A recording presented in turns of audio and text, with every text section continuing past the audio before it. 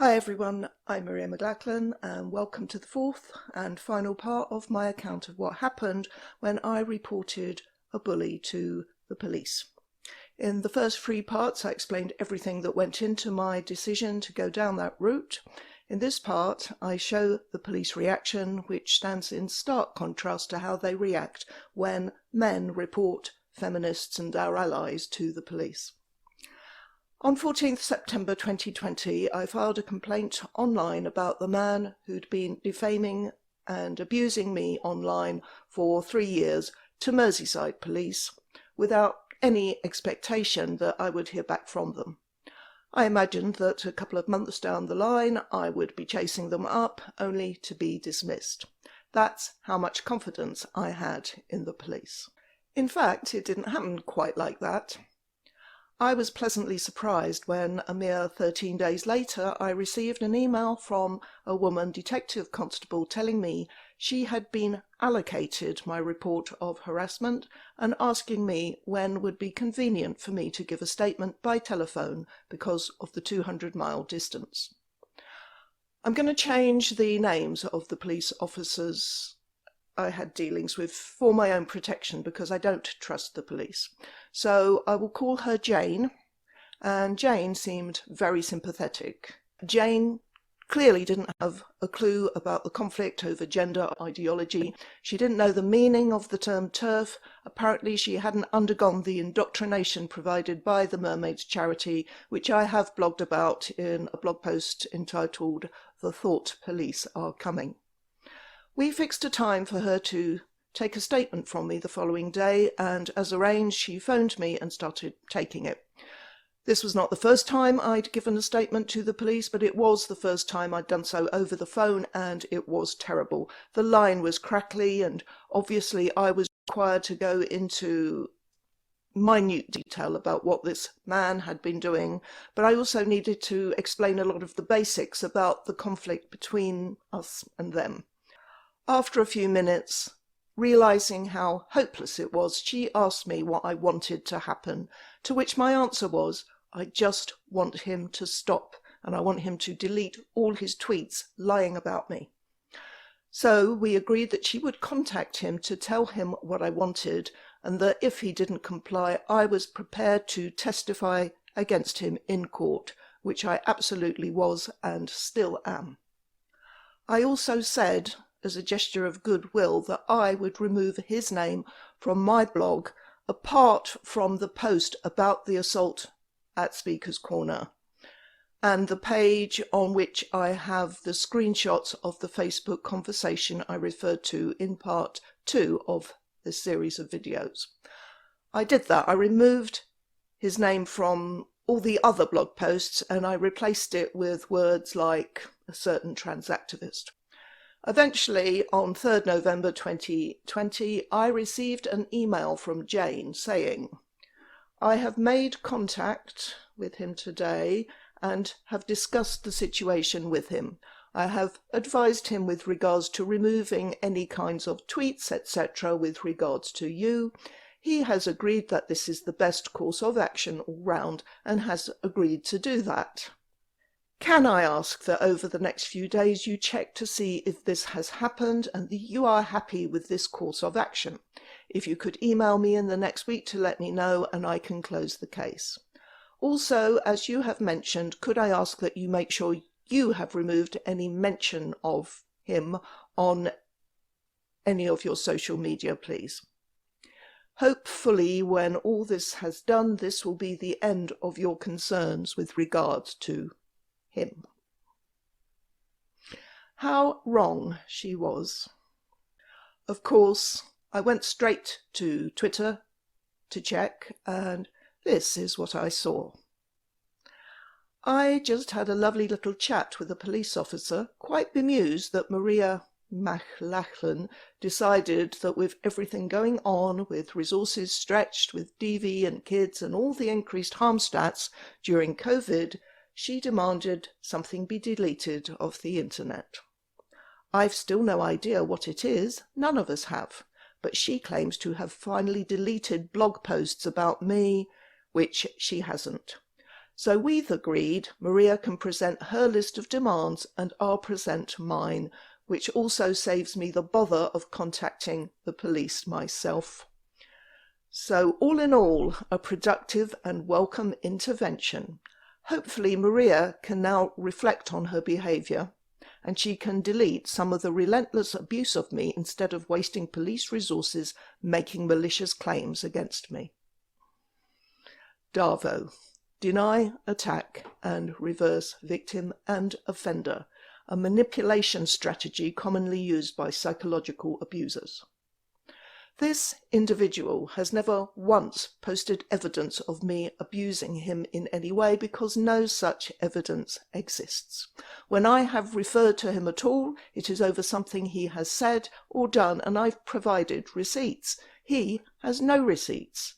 By the way, although I had mentioned him in several blog posts exposing his hateful comments, I have never written a post specifically about him and only him, and I did not give any undertaking to delete any entire blog posts, just to remove his name from all but the one of them, which I did.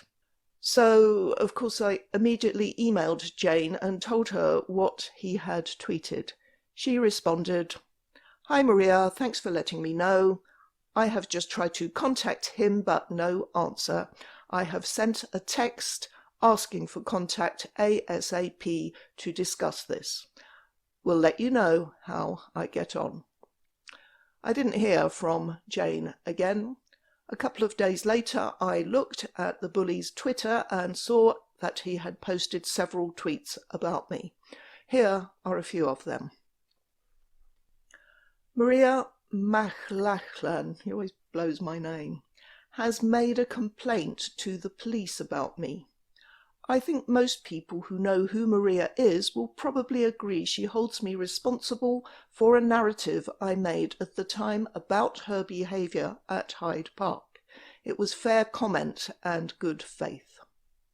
It wasn't, of course, fair comment or in good faith. It was a total invention which deliberately omitted the crucial part of my first assailant, Tara Wolff, running at me and swiping my camera. He retweeted it numerous times, that narrative, all 25 stills of it, knowing it wasn't true. Here's another. Maria owns an anti-transgender website hosted in Iceland that would likely be illegal in the UK and certainly against all mainstream ISP terms and conditions. Another falsehood. My website is not hosted in Iceland and there is nothing on it that is illegal or against mainstream ISP terms and conditions. This is a ridiculous allegation and anyone who believes it is a moron. I made a few tweets about this a few days ago and Maria contacted Merseyside police within seconds, clicked her fingers and Merseyside police were trying to reach me on my phone. I deleted the tweets as a gesture of goodwill to the attending officer. Translation: contrary to what I had told the officer I would do, I immediately went onto Twitter and totally misrepresented our conversation. I got caught out, so of course I had to delete my tweets. On reflection, I regret doing so. I would like to think, should somebody who has made the press arguing with black people, who hosts a propaganda website called Peak Black, and demanded police intimidate a black person on their behalf, they would do better than this. So we have the entitled white male bully who thinks he can colonize womanhood, analogizing feminist resistance with racism and turning those he is oppressing into oppressors. I did not, of course, make the press arguing with trans people. I made the press because I was assaulted by 3 of them, and nor did I demand that the police intimidate a trans person on my behalf. I complained about a relentless hate campaign being waged against me by this man, and I did so in the knowledge that much milder harassment of a trans-identifying man by a feminist had resulted in her conviction. I could just delete stuff about Maria, let her have her little victory dance and walk away. I won't, because I've not done anything wrong. More to the point, it would simply be the first in a long line of transphobic agitators to make complaints about me should I reference them. Of course, when you have no moral compass and have been lying without care for the hurt and harm those lies may cause to another person's life, then you won't see that you've done anything wrong. But as he has made abundantly clear, he doesn't even think that we are human. So the effects of his actions won't impinge on his conscience at all. That is transactivism. I will not stop shining a light on the people who organise and abuse my community. I will not have my voice taken away, and I won't be second-guessing what I say publicly and worrying about what the transphobes are organising next. So now he is accusing me of abusing his community, not to mention the supposedly relentless abuse of him. Receipts? There are none. Receipts of his abuse of me and my community? Too many to count. Days went past and I chased Jane up. I got no response. I was admitted to hospital for an emergency appendectomy, which was okay, but it didn't help with how I was feeling.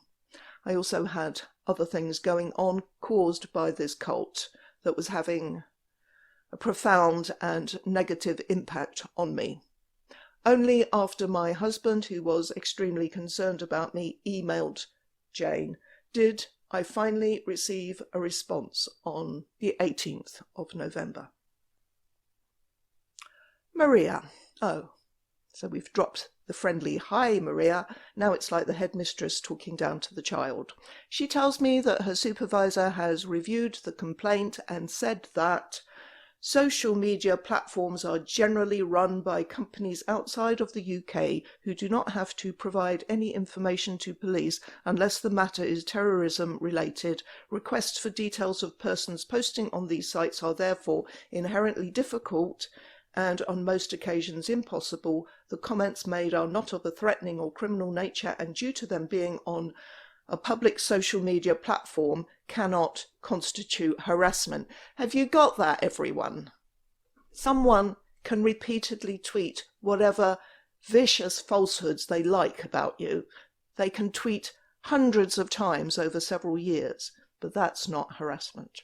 Tell that to the Hertfordshire police who locked Kate Scotto up, the Scottish police, the Northern Irish police, because they seem to see things differently.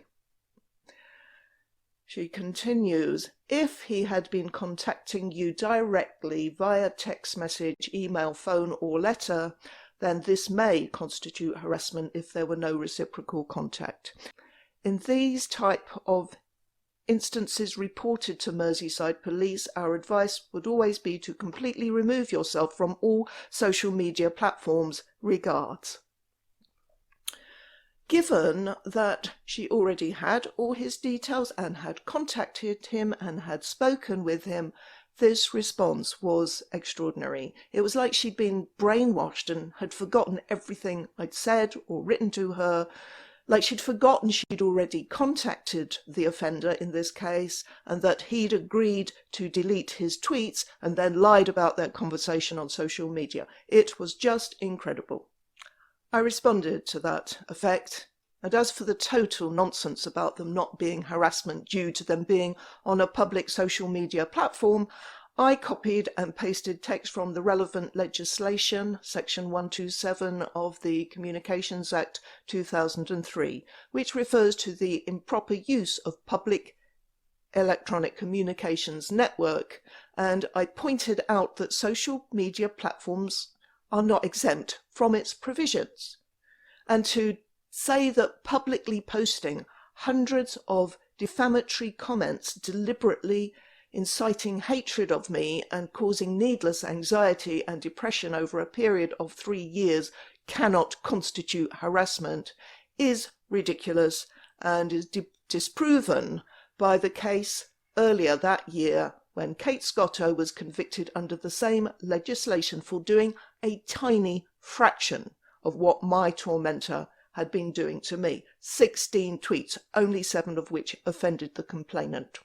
She got convicted, which at that time meant she had to abandon her career hopes for posting a small number of mildly derogatory tweets, none of which deliberately lied about her targets, called him a Nazi, an anti-Semite, a lesbophobe, or an obsessed stalker, or anything remotely like what the bully had called me.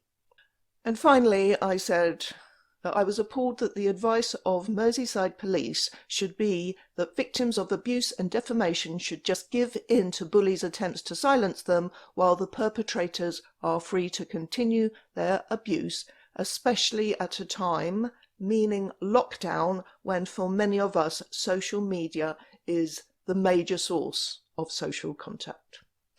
And I asked that her supervisor contact me directly. Later that day, I heard from Jane's supervisor, a detective sergeant who I will call Bill. Again, not his real name. On my website, I provide copies of the whole of the correspondence I had with Bill. All I'm going to do here is give a timeline and a summary of what was said in our exchange. So on the 18th of November 2020, I received the first email from him, from which it was clear that he did not take the matter seriously. He had not properly read the full crime report that I had submitted in the first place, and he gave the very strong impression that he was looking for an excuse to dismiss it. He did say that if I had any evidence to support my allegation of a crime, to forward it directly to him. On 24th of November 2020, I sent my response to Bill's email to me, in which I expressed my dismay that he had misunderstood my original crime report, and pointing out that as a result of my reporting and the DC Jane contacting him, the bully was now posting more crap about me. So in fact, reporting to the police had left me in a worse position than before. I also said that I was attaching 2 documents, one of which showed about 100 of the bully's tweets about me. I asked him to let me know if he had any problem accessing it because it was large. And I reminded him of what I said about Kate Scotto. How can you have a situation where police in a different part of England will arrest a woman, and for her to end up with a conviction for doing a couple of handfuls of tweets under the same legislation as Bill saying for the much greater offence committed against me, there was no case to answer? On 1st December, I emailed him again, asking if he could at least acknowledge receipt of that email I had sent him a week earlier. On 8th of December, I emailed him again, saying it had now been 14 days since I'd emailed him. Could he please acknowledge receipt of the email I had sent him? I know the police are busy, and I'm tempted to add a facetious comment about how much time all that celebrating diversity must take, but I won't. But simply acknowledging receipt takes next to no time, and I just found it incredibly rude that he couldn't even be asked to do that. The next day, 9th of December 2020, I finally received an email from Bill saying he acknowledged receipt and had been unable to view the documents. I responded very quickly saying that I had turned the documents into PDF files and I was sending 2 emails, each one attaching one of the documents. I asked him to let me know by return whether he had received the documents and could view them, and that if he wasn't prepared to assist, and I was absolutely sure by this time that he wasn't, then could he provide a full explanation. I got a reply very quickly saying he'd received the emails and that his rationale sent on the 18th of November 2020 still stands. The police will not investigate this matter any further. Now that rationale had been that we must prove beyond all reasonable doubt that the annoyance was caused by sending a message that he knows to be false, like this one, for example, like 300 others. I had provided an abundance of evidence that the bully was tweeting stuff about me he knew to be false. It was obvious that the detective sergeant had not read the evidence. In the time it took him to get back to me, he would barely have had time to even skim it. I don't believe that he even glanced at it. He had already made up his mind in advance that he wasn't going to spend time on the complaint of some woman being bullied by a trans-identifying man, and I absolutely believe that had it been the other way round, if the complainant had been a trans person complaining of defamatory tweets by a feminist, it would have been a different story. Why wouldn't I think that, given the other cases that I have talked about and exactly that has happened? Now, I really didn't know what I could do. I just could not see how it could be possible that Kate Scotto could be convicted for a much lesser offence than my bully who doesn't even get interviewed under caution. I was still in the process of considering my options when something wonderful happened. The very next day after getting my knockback, Kate Scotto's conviction was quashed on appeal. I hadn't even known the appeal was being heard at that time, but my heart lifted. I was so happy both for Kate and for the fact that what I still perceive as an injustice against me was sort of less of an injustice without Kate's case to compare it with. I still believe that my bully's repeated harassment of me is in breach of that particular piece of legislation, and that Merseyside Police, or at least that one particular detective sergeant, failed in his duty. It should have been up to the Crown Prosecution Service to decide whether there was a case to answer, not that one prejudiced and ignorant police officer. The police are not on the side of those being bullied by gender fanatics. They don't want to know about that, yet they will treat women like Kate and Kelly J and Marion Miller and Kerry Black like criminals for nothing. As I've said before, the British police are the trans cult's goon squad. Having said that, I would urge anyone being bullied in this way to report it to the police, and when they dismiss it, publicise it, complain about it, expose their failure to do their duty, expose their bias, expose their contempt for women, because otherwise nothing will change. The bullies will keep on abusing and defaming us with impunity. Never forget that the reason they do this is because they know they can get away with it, whereas what they can't do is defeat us using reason and evidence and humanity. Mostly they don't even try. My bully has never once engaged with any argument I've made on my YouTube channel. All he ever does is lie and express hate for anyone brave enough to speak up against gender ideology and against bullies like him, and I've no doubt the approval he gets from other cultists give him a warm, fuzzy feeling inside. Poor man. That's all.